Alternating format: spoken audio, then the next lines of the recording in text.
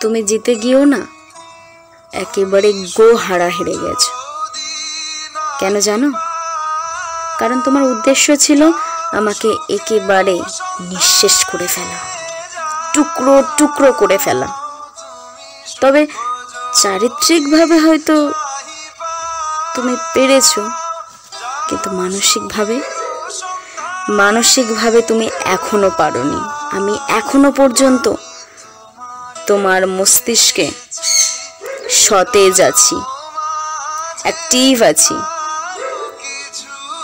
আমি গ্যারান্টি দিয়ে বলতে পারি তুমি আমাকে আজও ভুলতে পারোনি। হ্যাঁ, তর্কের খাতিরে হয়তো অস্বীকার করবে, তবে রাতের আকাশ আর তোমার বালিশ, এই দুজন ঠিকই জানে যে তুমি আমাকে এখনো